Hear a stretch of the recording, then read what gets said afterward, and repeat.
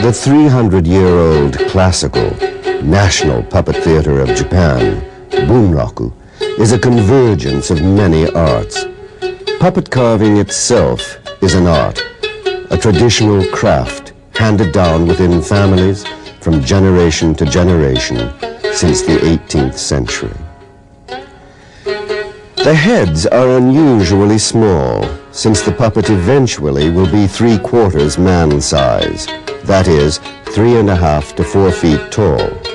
They are the opposite of those ancient Grecian sculpted heads, which were always slightly larger than life. But if the heads of these puppets were any larger, and they do increase in size according to the grandeur of the role, then according to Japanese aesthetics, they would be too visible and take the concentration away from the grace of the body movements. So they are lacquered and painted into bright visibility. Puppets first appeared in Japan in the 9th century, but these sophisticated, highly developed and expressive ones we will see today belong above all to the 18th century.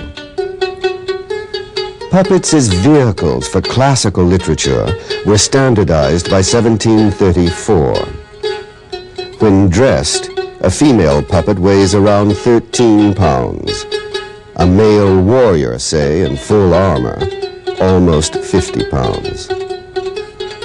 Small wonder, then, that the puppets require 3 operators.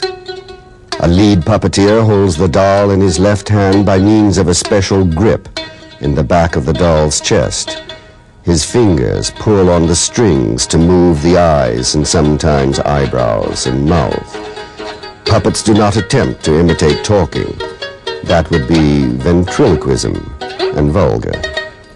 The lead puppeteer's right hand controls the right hand and arm of the puppet.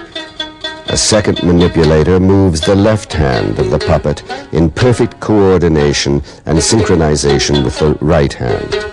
And a third operates the legs. The result of all this elaboration of wood and strings and paper and paint is a creature who almost seems to have a life of its own.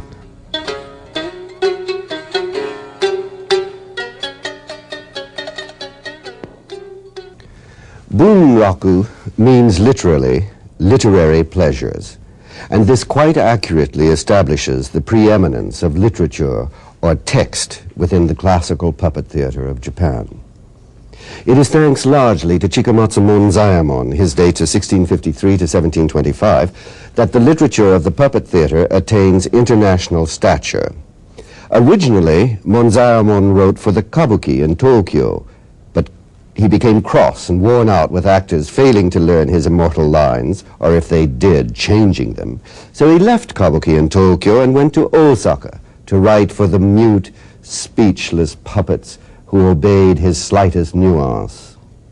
Monzaemon used the theater